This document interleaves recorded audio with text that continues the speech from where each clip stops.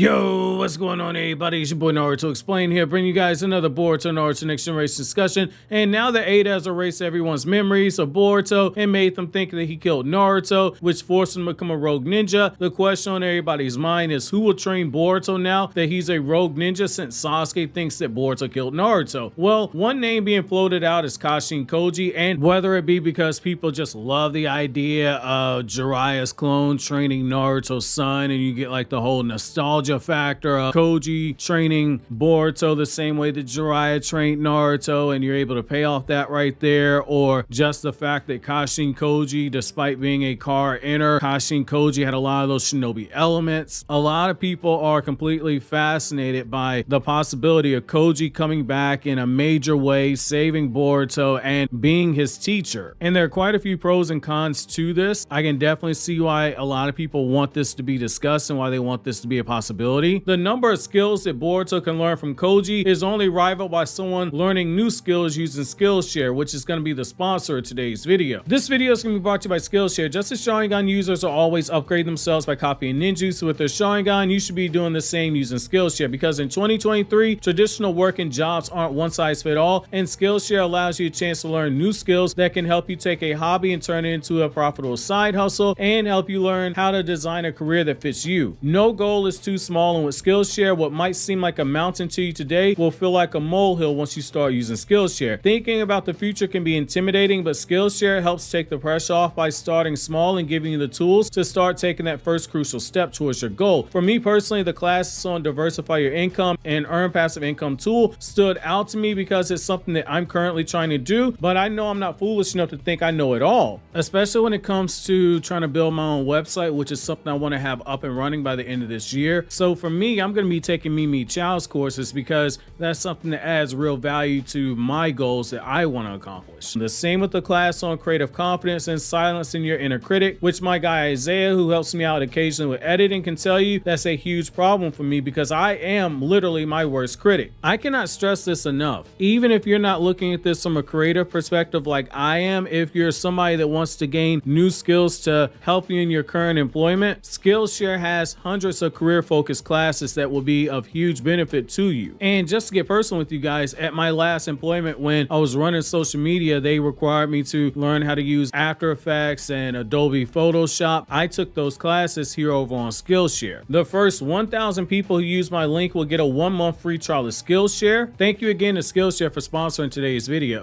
Now, when we look at Boruto's training under Kashin Koji, we first have to look at why it's possible that Sasuke isn't the one who trains Boruto, and how it's even possible for Kashin Koji to train Boruto before we get into the major benefit of Koji training Boruto, which this is not going to be a video on Boruto learning Sage Mode. Now, there are a few reasons, but we'll start with the most obvious one. Right now, if we take what we've been told in the manga at face value, Sasuke doesn't even know who Boruto is. Now, it's possible that Sasuke sees the headband and thinks that something's wrong with this whole situation. Absolutely, and we've discussed that in a video, but if we stick to what we're told, and Sasuke, like all the others, thinks that Boruto killed Naruto, it might be one of those things where all reason goes out the window, because as we've seen before, when it comes to emotions, logic goes out the window very quickly, given the situation, given the severity of the situation we have right now, where Sasuke, prior to getting his mind wiped, had already threatened to kill Kawaki if he resisted, tells you exactly where Sasuke's mind is in that moment and where it currently is if he runs into Boruto. The Sasuke who saw a weakened Obito after he got the Biju extracted from him and wanted to go for the kill, and the Sasuke who was about to kill Madara before Hagoromo stepped in and told him, hey, pay attention to Madara and Hashirama's last conversation. That Sasuke is back right now, and that's a side of Sasuke that Boruto hasn't seen before. If Sasuke is bloodlusted, Boruto might not be able to reason with him, and it could be what drives him out the village and into the arms of Kashin Koji. Narratively, it's not the craziest thing to consider, even though until recently I've been in the camp that Kashin Koji is dead. However, there might be something here, and that's why I've changed my mind on Koji actually being alive. Kashin Koji is absolutely a Chekhovs gun that has not gone off yet. It's been 31 chapters since we last saw Kashin Koji when he reverse summoned himself out of Ishiki's path, and he hasn't been seen since. Now, I used to think that this is just another situation situation where a character had died off screen, but Ishiki's words in chapter 48 made it clear that he thought Kashin Koji was in good enough condition to go and kill Amato, but we haven't seen him ever since then. After that moment took place, Amato has been a gaslighter for quite a few things, taking place either directly or indirectly. In literature, we call it Chekhovs Gun, a concept that elements of a story are absolutely necessary. There's always a reason for it to contribute to the overall narrative of the story. Even if it seems like it's something unimportant, it's gonna serve a role eventually. Case in point, Chekhov's gun. You show a gun in the story at some point, well, sooner or later it goes off. A great example being how Itachi gave that crow to Naruto. It took forever to pay out that moment in the manga. In fact, it took several years, but it did pay off in a big way. Itachi released himself from the Edo Tensei control of Kabuto and eventually got Kabuto to undo the Edo Tensei jutsu. The same with Sasuke looking up at the cliffs after he fought against Naruto, which we later learned later on it was Zetsu who Sasuke had sensed, and we learned that there was more than one reason for why Zetsu was there. It was all to set up Kaguya. Kashin Koji has yet to return or have his status verified in a concrete manner. Any assumption that Code is the last inner left that anyone from Konoha was making, it was based off of Amato's words, and as we've seen before, Amato is an unreliable narrator. He's constantly withholding information or not being in full possession of all the info when he makes statements. The line by Ishiki that Kashin Koji would go deal with Amato himself has to be something that we come back around to. Now, this is as good of a time as any to start paying that off because Koji was a tool discarded by Amato. Amato is the one who implanted Ada with Shibai's DNA when he stuffed her body full of ninja tech because Shibai's DNA was that binding agent, and Amato's true purpose for Kawaki has finally been put out there. If Kashin Koji is nearby watching things play out when Sasuke is attacking Boruto, the drastic change in fighting style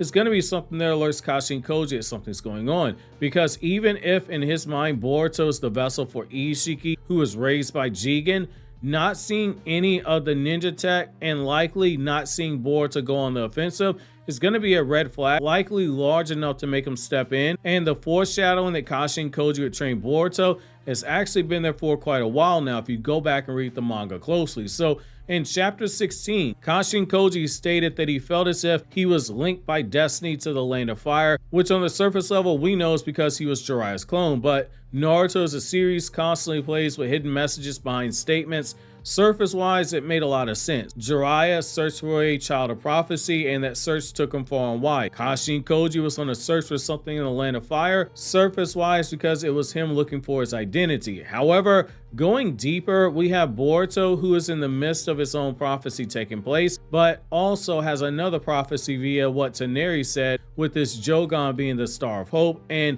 Jiraiya's genetics, according to Ishiki, bear strong genetics that have a predestined fate to be a star of change. Kashin Koji has not filled that role yet, but that role could be filled by training Boruto, since Kashin Koji is a clone made for the specific purpose of killing an Otsutsuki. Where we run into the problem is that there's not really a place for Kashin Koji that he can take Boruto where Ada can't see them. A lot of people even to this day tend to forget just being in another dimension doesn't mean Ada can't see you. She saw Ishiki's conversation with Code, and she's seen Code build his Ten Tails army. She hasn't had a reason to look for Kashin Koji, but if she can see into an Otsutsuki dimension, it stands to reason she could see into one of the three great sage regions, unless there's another flaw to her powers that prevents her from seeing areas that are packed with nature energy like the three great sage regions. And it is worth noting, as the story goes on, we learn more and more about Ada's powers and more about her limitations. So you can't rule that out, but right now I kind of feel like it's unlikely, but we'll see how that transpires. However, that brings us to why Kashin Koji makes the most sense to train Boruto and what Boruto can learn from Koji,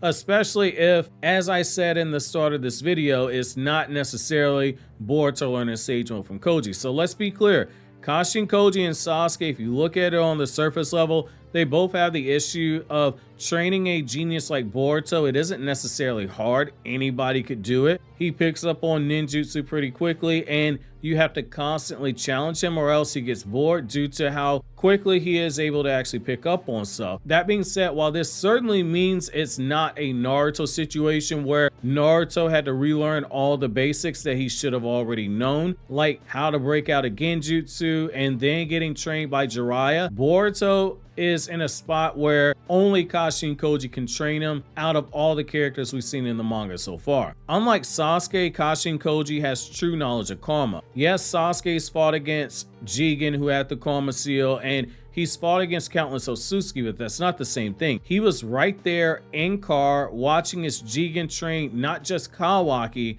but he also trained Code, and that means he saw whatever it was that Jigen taught Code in terms of how to fully draw out the experience of the karma seal. Boruto has gotten better at using karma, but the main difference between Boruto and Kawaki when it comes to the karma seal is absolutely night and day. Kawaki is flat out able to effectively use the arsenal of his Otsutsuki, and he's rapidly tapping into how to draw on Ishiki's millennia combat experience. Boruto, even when people refer to him as being in Borishiki version 2 or Karma version 2, Karma stage 2, whatever you want to call it, he's not drawing out the full power of karma, which is why there's a huge gap between himself and Kawaki. That's why there's a huge gap when Boruto's using karma and when Momoshiki takes over his body. Boruto right now is pulling in power from karma, not even all the power, but he's pulling in power but nothing else, whereas Kawaki is learning the experience element of karma at a rapid rate,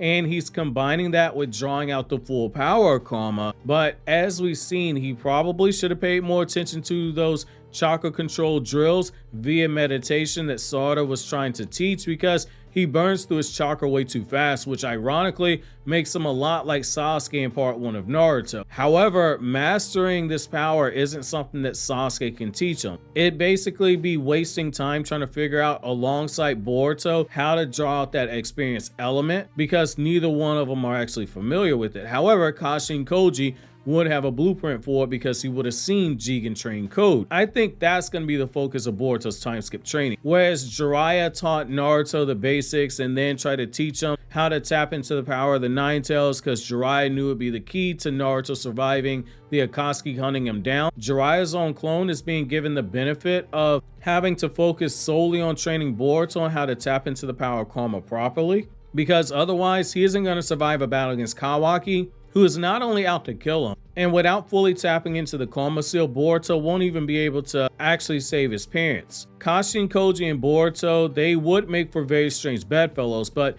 we've seen crazier stuff in the Naruto franchise than this. That being said, I'm curious to know how you guys feel about Boruto training under Kashin Koji. While you think that over, click here to watch these other Naruto Explained videos.